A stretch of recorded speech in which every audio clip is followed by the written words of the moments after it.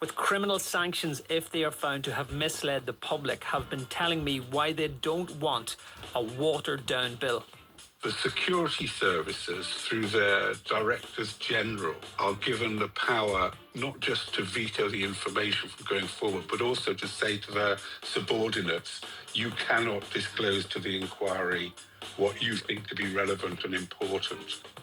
In the next hour, we'll be looking at why more and more people are doing dry January and some of the benefits, please. If that is you, please do share your experiences with us. If you want to talk to me or tell me about how you feel about Donald Trump's latest threat to impose tariffs on countries, including the UK, who oppose his efforts to take control of Greenland, do get in touch by calling me on 08085 909 693. If you want to send us a text, 85058. Some of the front pages you will be waking up to in the morning, and coming up after 11, we'll be digging a little bit deeper into the Independent headline. Trump threatens UK and Europe with tariffs over Greenland.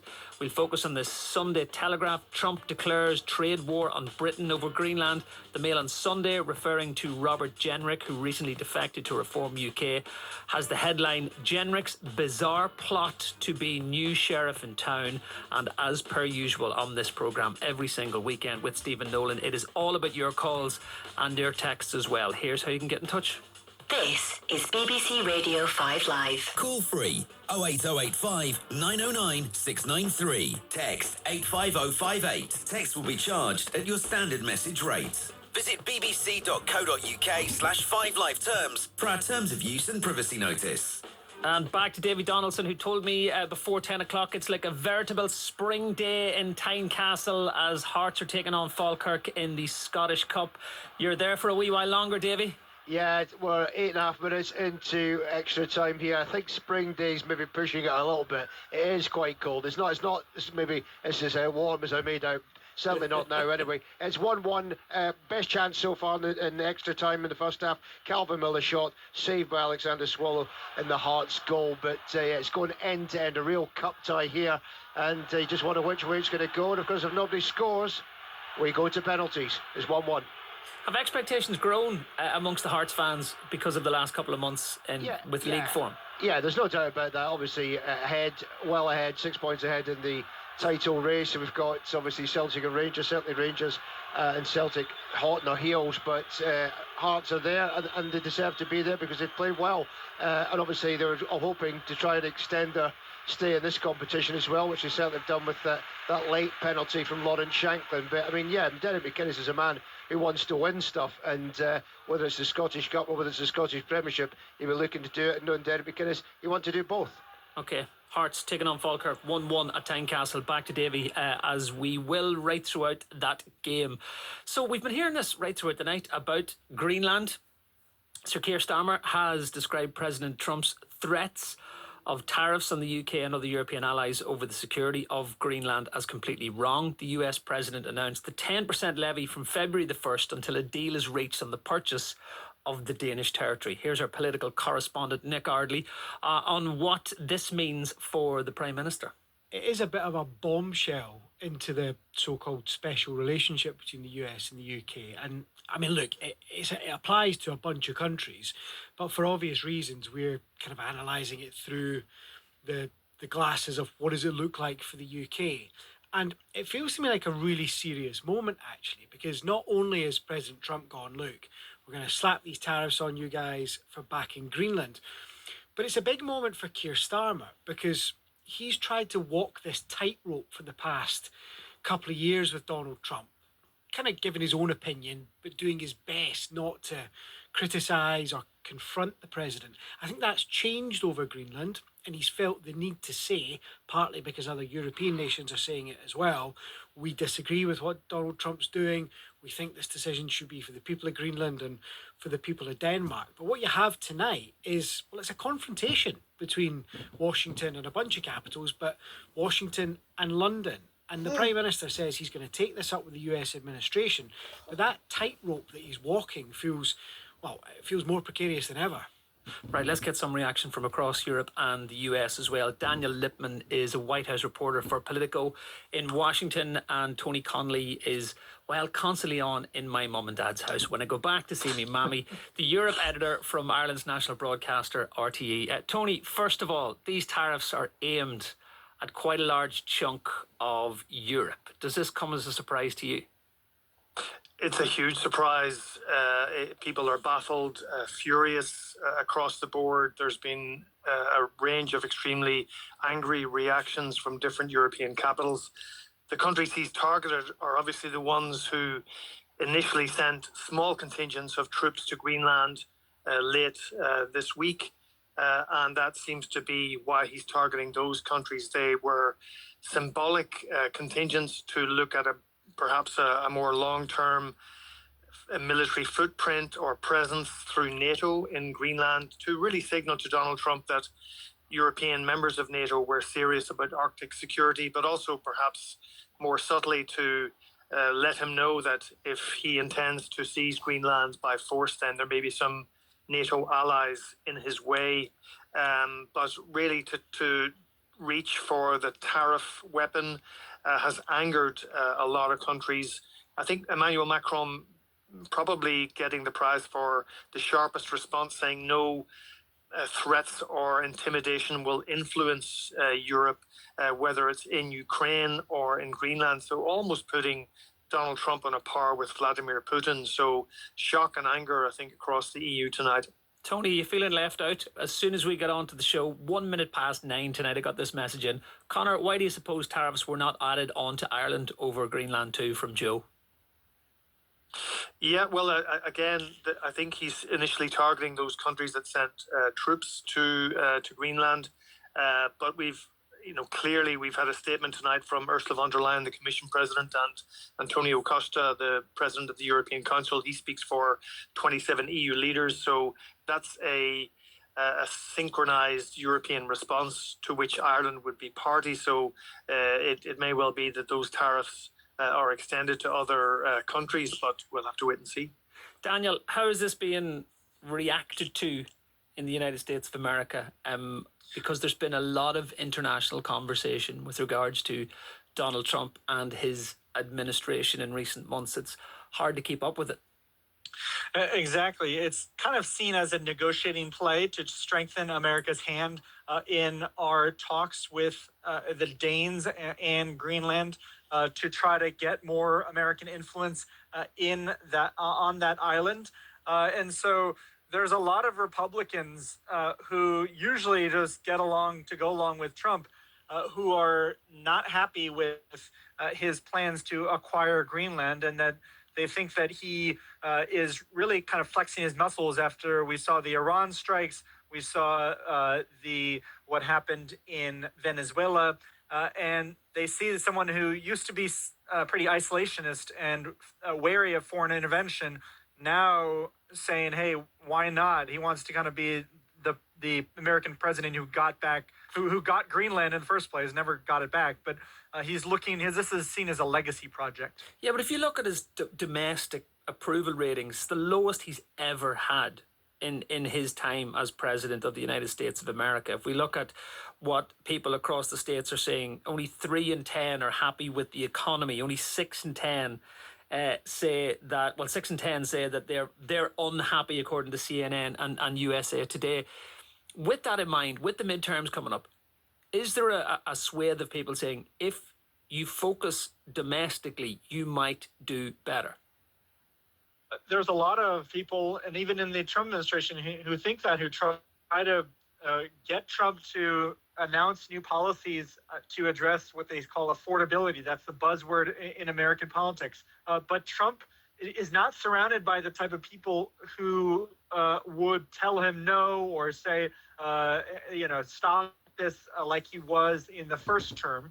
And remember, this is a former Democrat a lifetime ago. And so he doesn't care that much if the Republican Party loses in the midterm elections. Of course, he's not going to like it because then he'll get lots of investigations. But this is someone who is very self-assured and self-confident. This is a person who beat back spending years in jail. And so he thinks that he is right about pretty much everything. And so that's what we're seeing today. Tony, the Swedish Prime Minister said we will not allow ourselves to be blackmailed. You mentioned France earlier on. No intimidation or threat will influence us. The Danish MP saying enough is enough. We need European solidarity, and the European Council President saying the EU will always be firm in defending international law.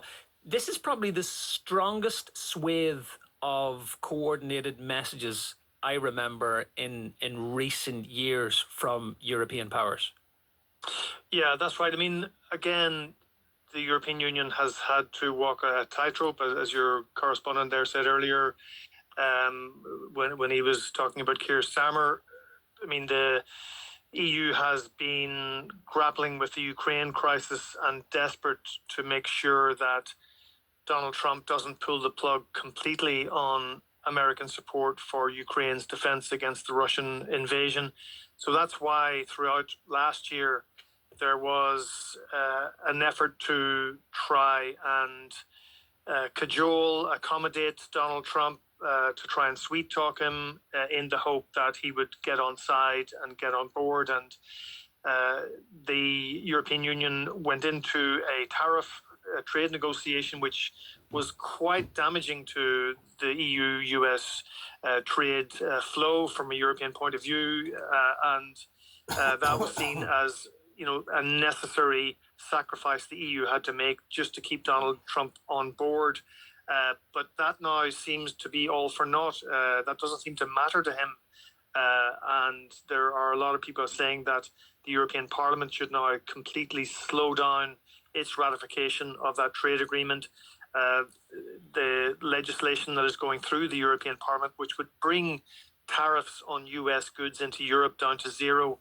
A lot of people are now saying, including the largest party, the centre-right European People's Party, are saying that the European Parliament should simply halt its ratification of that deal as one way of hitting back against the Trump administration. Do you expect the Irish Taoiseach, Micheál Martin, to comment on this in the coming days? I'm absolutely sure he will come out against what Donald Trump has announced. Irish companies, especially in medtech and pharmaceuticals, are on tenterhooks about the possibility of higher tariffs. So this would be very damaging for the Irish economy if the tariffs were to be increased.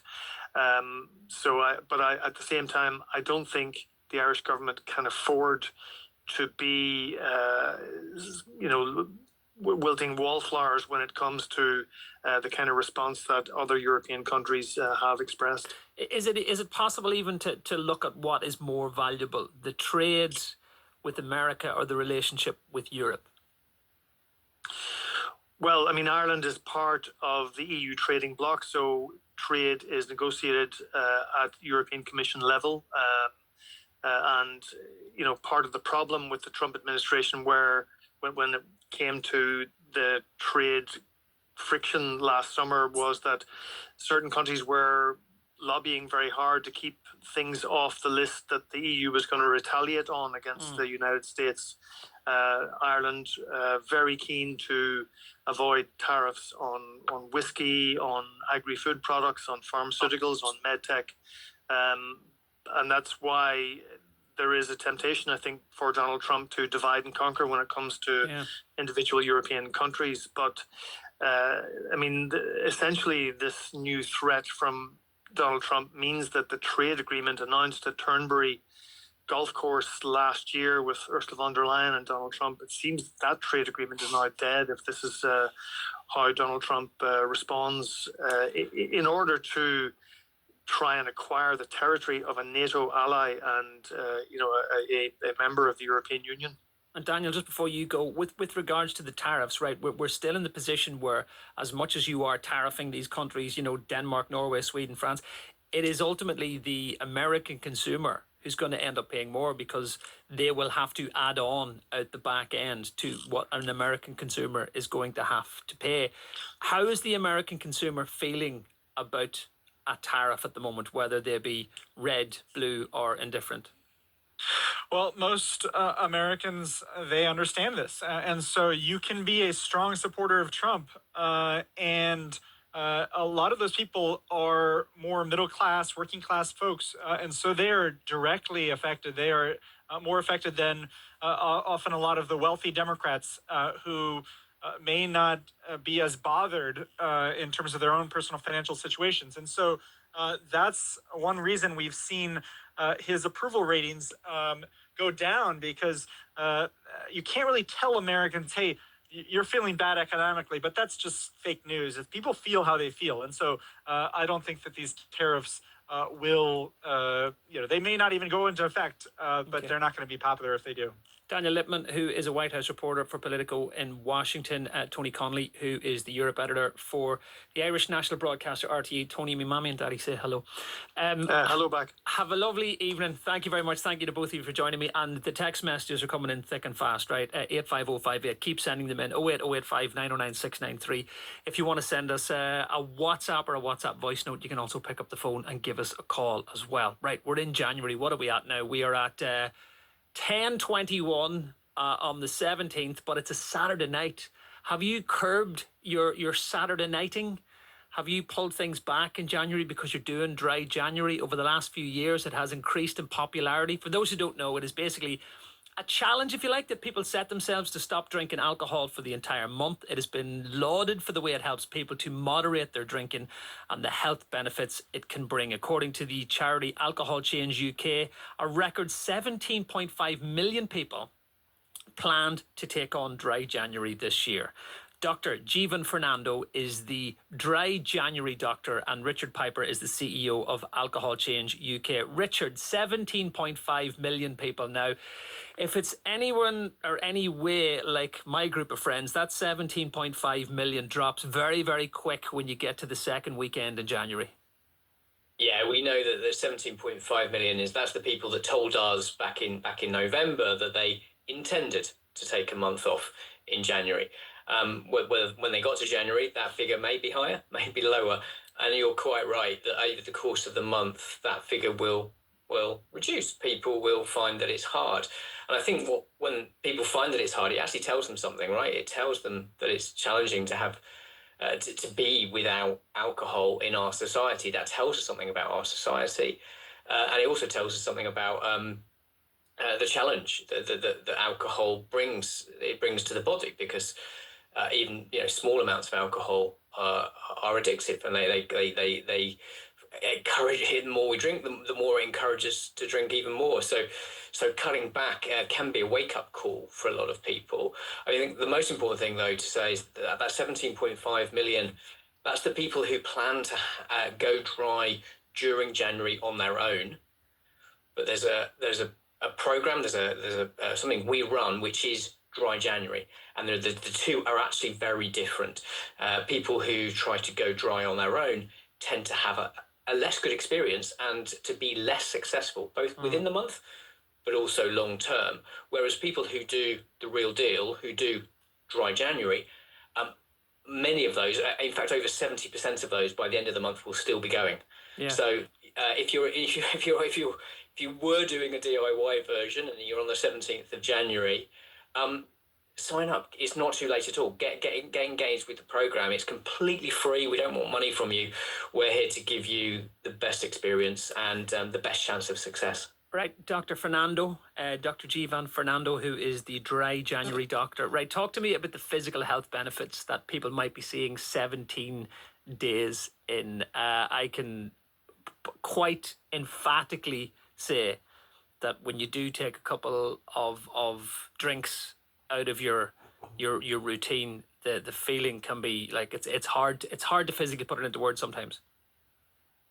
Exactly. It's almost like if you could sell not drinking as a pill, it would be worth an infinite amount of money because of how good the health benefits are. Me and you in Dragon's Den, Dr. Fernando. We should go on Dragon's Den.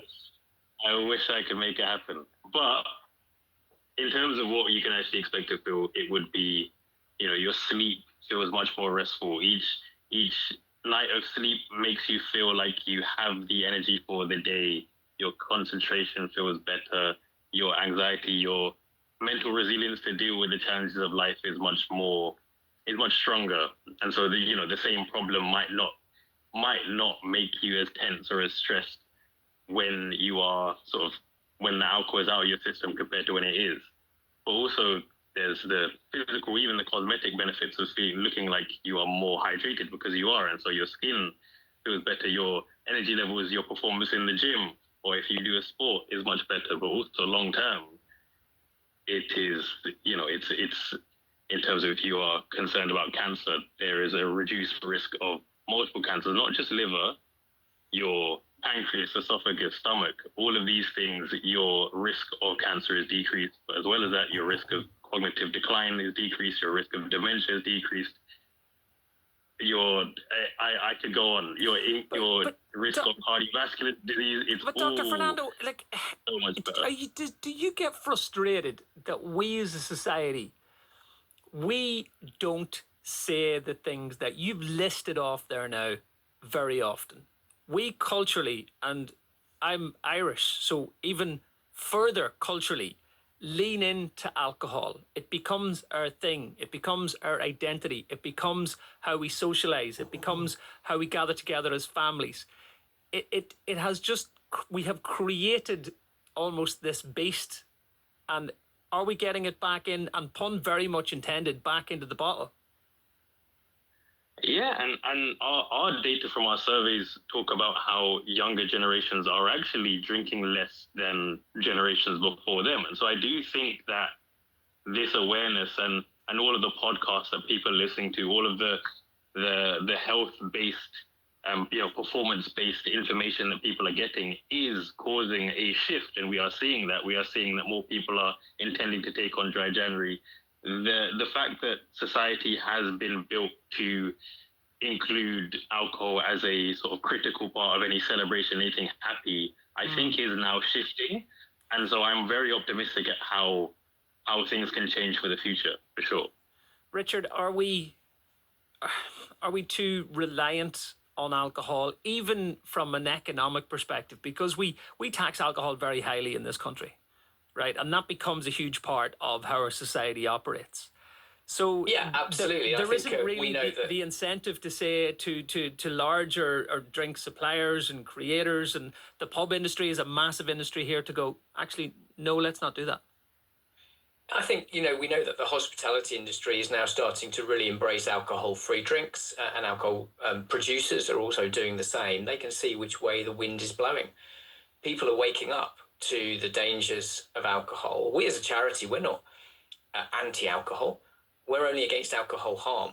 But as Dr. Fernando has just explained, the harms are so many. There are substances that are addictive, and there are substances that cause harm. If there's a Venn diagram, alcohol is right in the middle. It is both addictive and causes harm. So once our drinking creeps up, we might only just start with a little one. And then we might find we've had a couple, and then we're having three. And this is a night where you may have planned not to do anything. You might have planned to, have a read a bedtime story to your little girl, for example. Before you know it, you've had a drink when you're cooking dinner. You don't feel like doing that suddenly. You think, I'm just going to get her into bed. And so it can dominate our lives in really unhealthy ways. And I think it's so important to say that alcohol harm doesn't just affect those of us who drink, it affects those of us around us as well. Dry January is a brilliant way to take that break, to show yourself that actually alcohol is optional. It's always optional. There is never a situation where alcohol is essential. And that is hugely empowering. And that means if you are choosing to drink alcohol, fantastic. We would back you on that.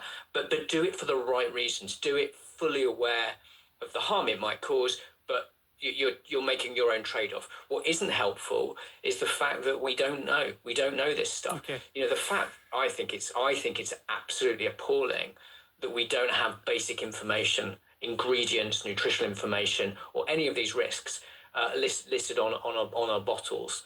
It's the only product that we ingest, that we take in our body, that has nothing like that on the labelling. There's more information on a glass of orange juice than there is on alcohol, and it's great that the government is seeking to change that. If you can just give us a line each, Dr. Jeevan Fernando, who is the Dry January doctor, Richard Piper, the CEO of Alcohol Change UK. Can you give me one line of advice for anybody who is looking to potentially pull back on their drinking? Maybe they haven't got involved with Dry January just as we speak. Just give us just one little bit of advice if you can. Dr. Fernando, we'll start with you. I'd say lean on your community. Never let not drinking mean that you don't see the people that you love. When you do that, you will realize that that's where the joy comes from. It's not actually the alcohol. Dr. Fernando, thank you. Richard Piper, one off you, please. So I would say use all the tools that we've got available, Alcohol Change UK, on our website, particularly our brilliant free app. It's a small app, fits on your phone, but it will revolutionise your relationship with alcohol. It's called Try Dry. So download that. You won't look back. Thank you very much, gents. Thank you so much for joining me. And if you've been part of this journey, and let me know about your drinking journey, your alcohol journey, if you want to. Share with me if you want, 08085 909 693, to see if you could potentially reach out and help somebody as well. Or if you're one of those people who doesn't have to do this and has a perfectly healthy relationship with alcohol, we also want to hear from you as well. Now, last evening on the show, I was joined by